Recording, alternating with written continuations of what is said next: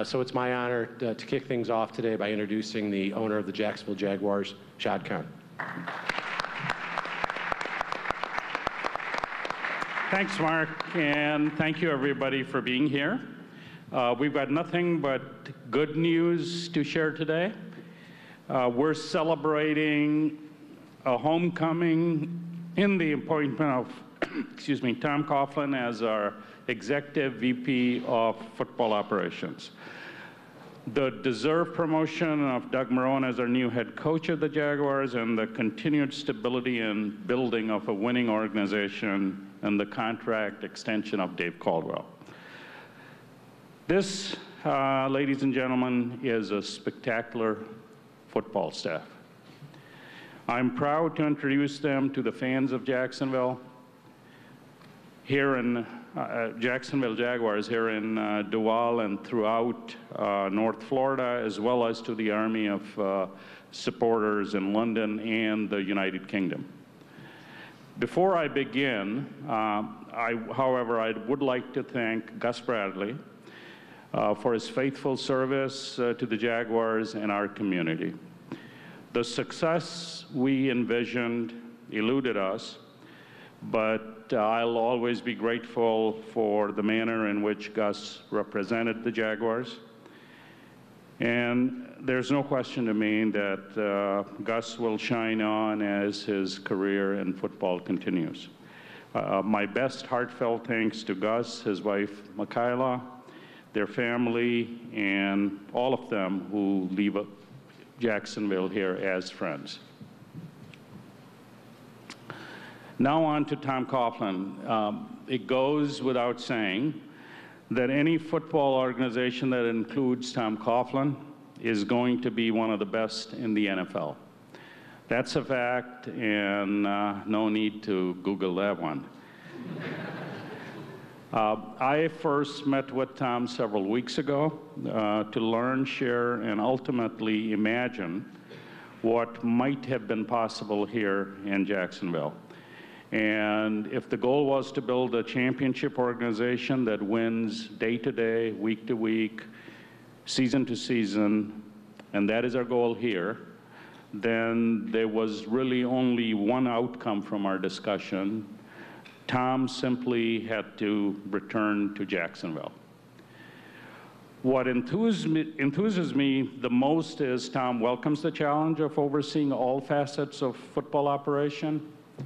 And given his roots in Jacksonville, combined with his experience and pedigree, there couldn't be possibly anyone better to accept the challenge. So it's my honor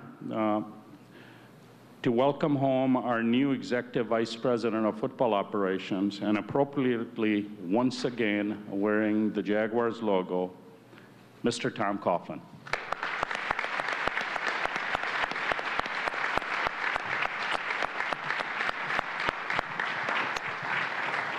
Thank you, Shad. It's an honor and a privilege to be here with you all today.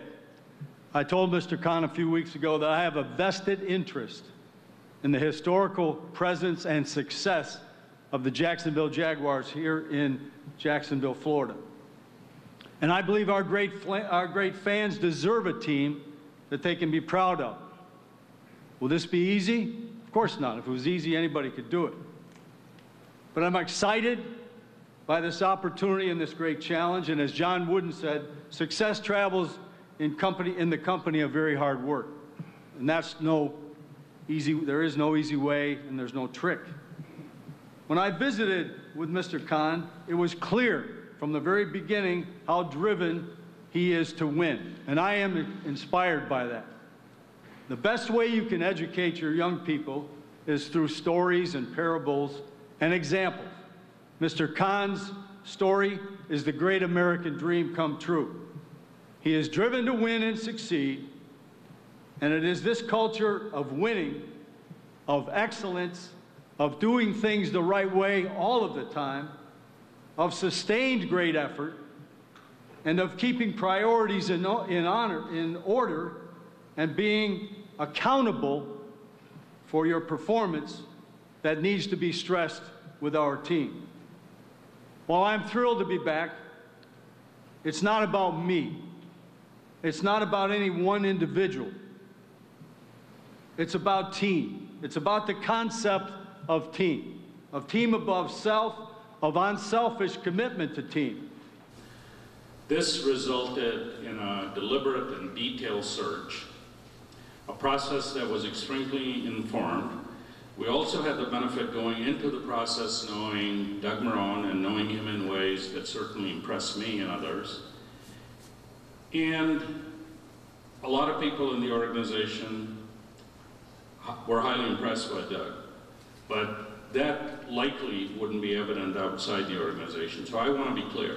We interviewed numerous high-quality candidates who one day will return to the NFL as head coaches or get their first opportunity as a head coach. They were all fantastic. And we interviewed Doug, who went through the same process as everyone else. And in the end, with respect to all the other candidates, it wasn't close.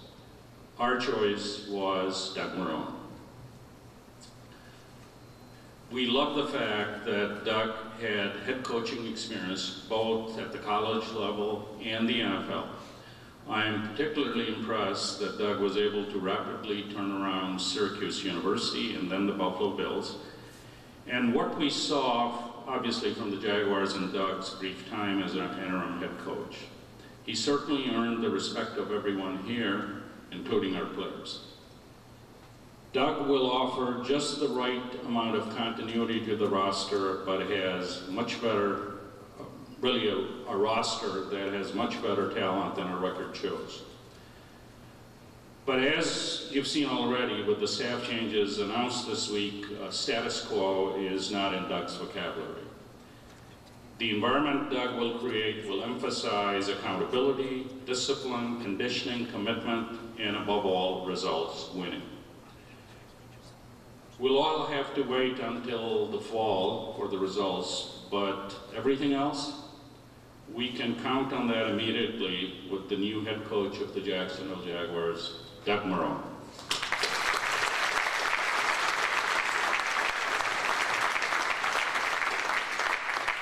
Thank you, Shad. Thank you all for coming out this afternoon. Obviously, I stand here extremely proud to take over as the head coach of the Jacksonville Jaguars. I'd like to take this moment to thank some of the people that were part of the process in my role being here. Obviously, I would like to thank our owner, Shad Khan, his son, Tony Khan, Coach Coughlin, Dave Caldwell, and Mark Lampkin. I like to say that it was a very thorough process, one that I've been through before, one that obviously I went into not taking for granted, even though I had been here for 2 years. There was a lot of work put into it. It was a long process, I can say that, but it was worth it, obviously, at the end. I think as a candidate, as all of our candidates are, we appreciate the ability to get in front of the people on this and this dais, and obviously Tony, and be able to show, what we have to offer. So I know I appreciate that. More importantly, I would like to thank my wonderful family. We as coaches, executives, whatever it may be, go through this. We have Tom's family here. They've been through everything that Tom has gone through. People tend to forget that. But I'd like to thank my family, my wife Helen, my daughter Madeline, my son Mac, and my daughter Annie. I appreciate you guys being here today.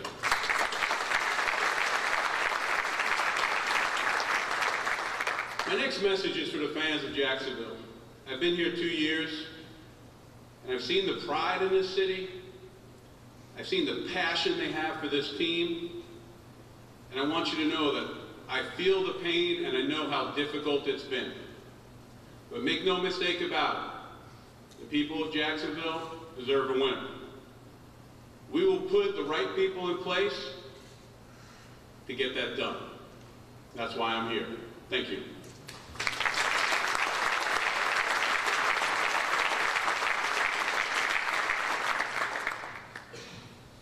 Thank you, Doug.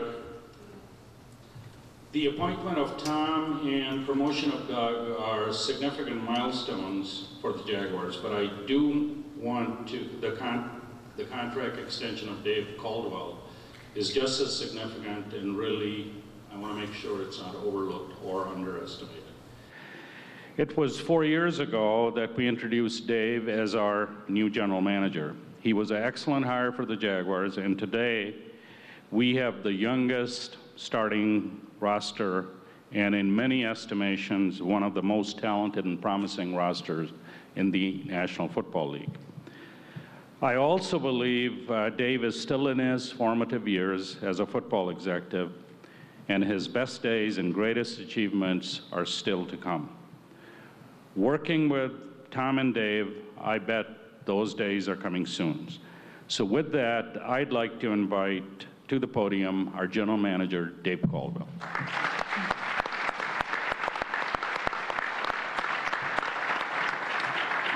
Thanks, Shad. Thank you all for coming today.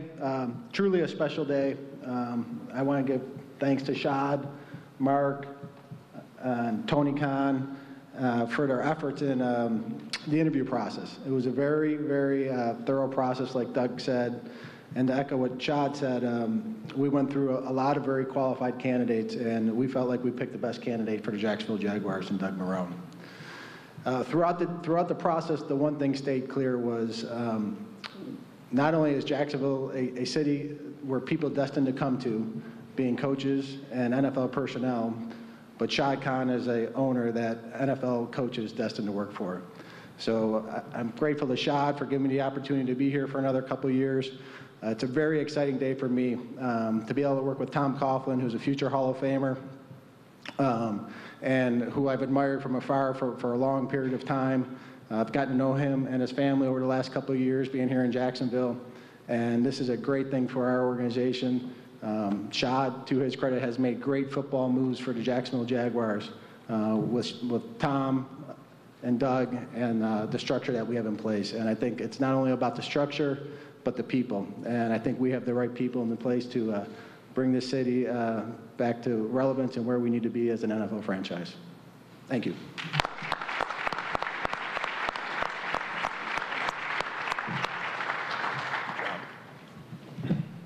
Okay, at this point, we'd like to open it up for questions. And again, please get a microphone. Gene? Tom, you had said in a couple interviews last year that you implied that you were interested in returning to coaching. Did something change over the course of your interview with the Jaguars that you envisioned the role that you now have? No, I think this is the role that I really anticipated and wanted at this point in my career. And the idea of being able to discuss whatever the possibility might be was what I was expressing. But this is the role that I really wanted. Mark? Mark Long with AP. Tom, clearly you're going to put your stamp on this football program. Can you give us some idea of what that stamp is these days? Well, I think there's no doubt the idea of giving great effort, returning the good physical football to the game, being a smart team, a disciplined team, a team that doesn't turn the ball over, doesn't beat themselves. I think that's what Doug and I have discussed and Dave have discussed. Dan? Mr. Khan, Tom, how much of a say did Tom have in bringing Coach Marrone in? Was he a part of that process, or was he hired separately? Tom had really, when we went through the interviews, and this role, I spoke to Tom. I mean, he gave me probably the two best choices for him. And, you know, Doug was one of those, and I think by that time we had decided it was Doug. But I wanted to make sure everybody, you know, could work together, and, you know, they were elated and delighted to do that.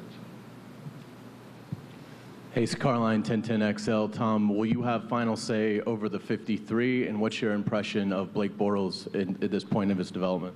We will act as a team. We will make all decisions as a team. Blake Bortles is our quarterback. Follow up on that, Shad. The final say on the 53, you say is that a team effort? Who ultimately breaks those ties? Well, I think, you know, we've got the three key people here leading the football operation. And most decisions, I think, come to a natural conclusion what the right thing is. But if in circumstance it wasn't, then obviously Tom heads the football operation, so he would be making the finals. Tom, Brent Martineau from CBS and Fox. Do you look at this a little bit as unfinished business here in Jacksonville with all your success that you had early on? As I said in the beginning, I have a vested interest in this team, and I want to see this team succeed. And I want to see this great community come together in support of and be proud of this team. So this is an opportunity that my family and I will cherish, and I'm certainly glad to be here to be a part of this. Shad, Mike Kay from First Coast News. How much did those final 2 games for Doug really factor into your hiring process? I think, they are a factor. We looked like a different team. We played differently.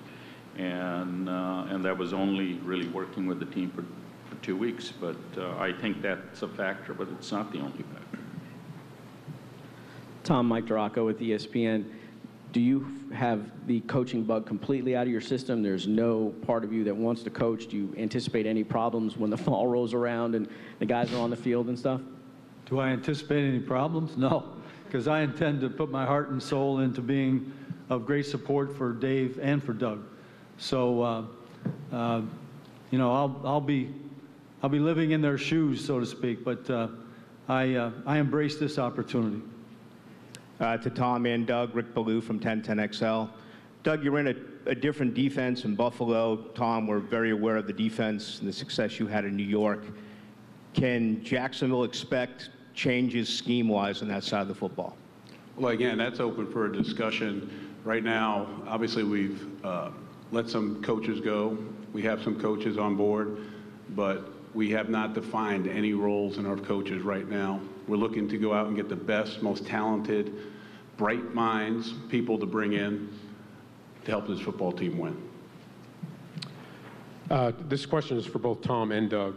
When did you two guys first get acquainted on a football level, and what were your impressions of each other through your Syracuse University connections? Well, I think I was well aware of Doug as a player, as well aware of Doug when he first got into coaching in New Orleans, et cetera, et cetera. And then when Doug was the head coach at Syracuse University, we began to talk more often. He would come and visit me in New York, and we remained in touch that way. We talked when he was the head coach in Buffalo. We played against each other in the Hall of Fame games. So, our knowledge of one another is extensive. For me, a little bit different. When I first decided to go into coaching, Coach was playing in a bowl game down here in Florida, and he's obviously very difficult to get to. I was able to, in my maybe New York ways, try to find Coach's number, which you couldn't get from anyone, and I found out the hotel that the team was staying in, and I was able to find out a room number. And probably about 10 o'clock at night, it was late, I remember calling Coach, saying, Coach Coughlin, my name is Doug Marrone. I'm a Syracuse University graduate. I played in the league, and I'd like an opportunity to be a graduate assistant. I knew I was in trouble right away. First, he was I'm guessing that Coach was, one, who the hell gave out this number? How did this guy call? I hope, Judy, I didn't wake you up at the time. And he said, send your resume in, we'll see where we go from there. And the phone hung up. So for me, this is about 24 years ago, I would think. I told Coach, I said, 24 years, and I'm finally working for you now. So. Tom, can you give us an impression of the defensive players you're inheriting here, Yannick Ngakoue, Jalen I wouldn't Ramsey? talk about any of that at this point in time. I'd have to spend more time, and then that'll basically remain internal. Mike Licio, WNZF in Palm Coast. This is for Mr. Khan and for Dave Caldwell. Now, you were looking for a guy with NFL experience, head coaching experience, but how much did with the young roster you guys have, how much did his Doug Marrone's Syracuse experience factor into your decision? I don't know, Dave? Well, I think the two things we wanted was experience and somebody that had a history of turning around a culture. And what Doug did in Syracuse and what he did in Buffalo, inheriting cultures where teams have not been successful, and then turn those programs around to being very successful. Those are two key components for our search and what we're looking for in a head coach. Doug, you obviously inherited a staff that you worked with for the last 2 years, but let some of them go. How important is it for you to get guys on the staff that you've worked with prior and guys that you're specifically hiring for a purpose? Again, those are things that we're discussing. Each process to everyone is a little bit different. And obviously right now we're at a time where we're going through that together. Yeah, over here to your right, Coach Marrone. This is George Diaz with the Orlando Sentinel. Mr. Coughlin mentioned that Blake Bortles is your quarterback. He obviously regressed a bit last season. What do you see in him that gives you optimism that, you know, he is the guy moving forward? Well, I think the same thing. I think Coach said it correctly. I think that obviously Blake is our quarterback. I think that right now is probably not the right time to discuss, you know, personnel and players. I think those discussions that'll come out either internally with us that we'll have, and that'll be something that I'm sure I'll be asked down the road. Doug Philpott from Florida Times Union. Can you just talk about the time from when you walked away from Buffalo until now, just how you got through that, how much you look forward to a day like this coming to fruition? Well, I don't know if I look, you know, how much I look forward to a day like this. I'm probably wound up a little bit different. I had an opportunity to come down here, obviously be the offensive line coach, so I put everything into that. I don't look ahead. I don't look behind. I just look for the day. I try to go out and win each day, whether it's being a good dad and husband or being a good football coach. So, you know, I take things on a moment-to-moment, day-to-day basis. I don't try to look too far ahead, because if you don't win the moment or win where you are that day, the future is not going to come.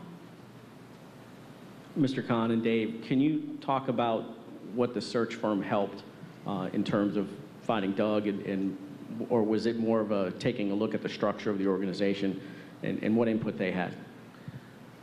Well, you know, Dave can add to this, but let me kind of set the stage. You know, this is something we've never used a search firm, you know, in my life, and I talked to a number of people. We didn't want to leave any stones unturned and really have a process that gave us comfort, confidence, and was robust. So what had been carried out in the past. So Dave was, you know, I mean, Doug was our candidate, and then Dave, myself, you know, we identified a number of other candidates, and we had a number above that who reached out to us. So we used them to really, you know, set up a process and some of the logistics to be able to talk to them, interview them, and then evaluate them. Dave, I don't know if you want to. Yeah, I think just what Shad said, I think the most important thing was to get an unbiased opinion on our process and our candidates. And, you know, obviously we know Doug. I got to work with him for 2 years in the last 2 weeks of the season as a head coach. So obviously I don't want to slant it to a degree, but they brought in a second opinion of somebody that wasn't with the Jaguars, which was very valuable. Doug, Mark Long with AP again. We talked a lot about culture. Can you just give me an idea of where the culture is today and where you want to see it tomorrow? Well, again, today, you know, and I hope that our players are watching this and understand, you know, that they need to be working right now. And again, it's going to be a culture where you earn the right to work every day and win that day. And you have to understand that and take that on a day-to-day basis as you work through all the different phases that you do.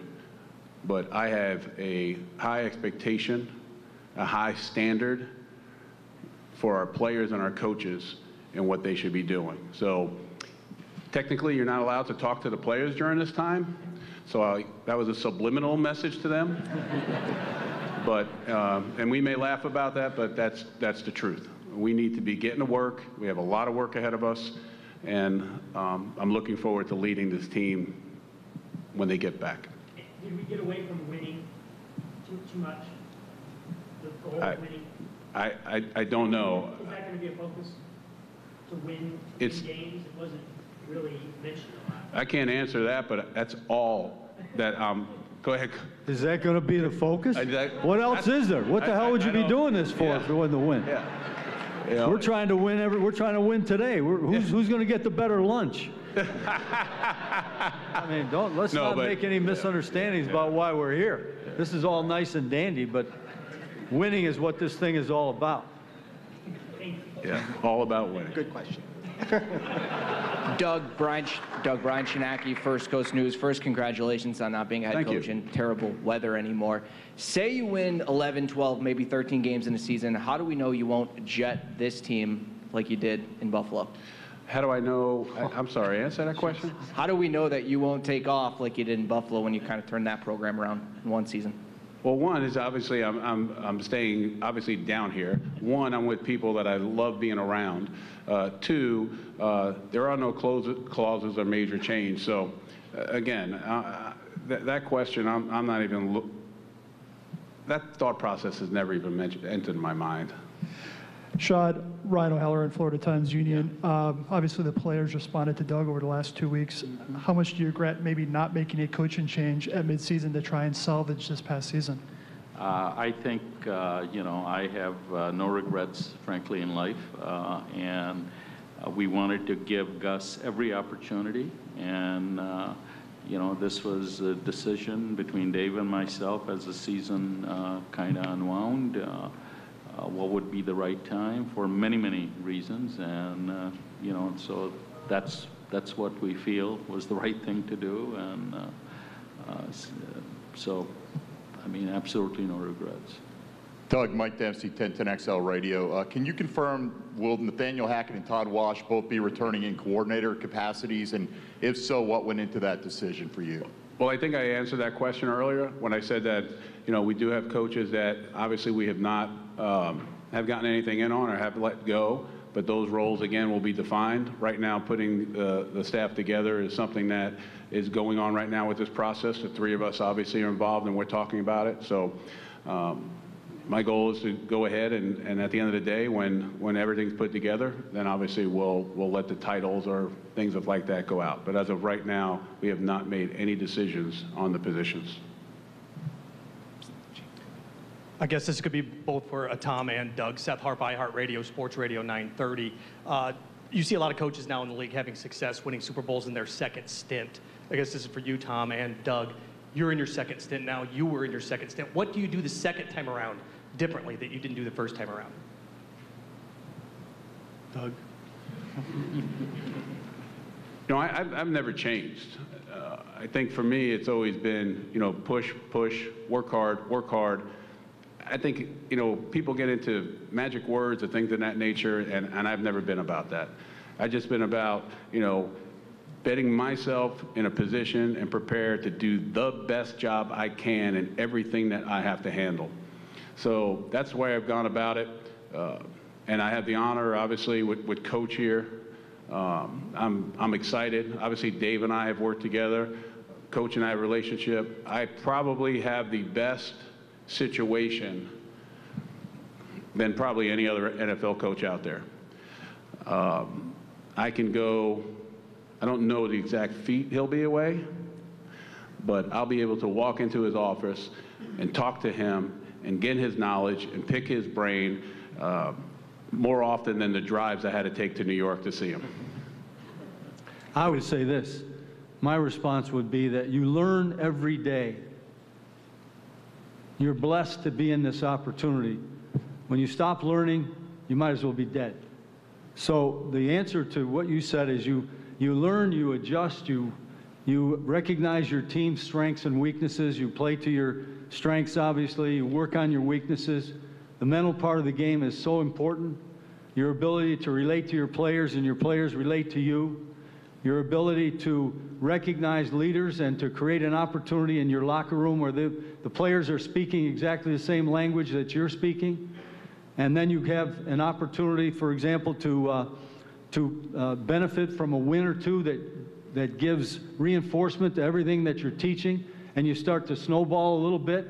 And when that thing starts to go and people start believing in themselves, and when people come together from being a bunch of individuals to a team, a true team, in which they put everything else aside, all personal goals aside, for the good of the team, and they become one, then you've got an opportunity, and only then, to succeed. And that's what happened in the great opportunities and circumstances that I was able to be a part of a team that won actually 3 world championships. Gene Fournette from the Times-Union. Question for Tom.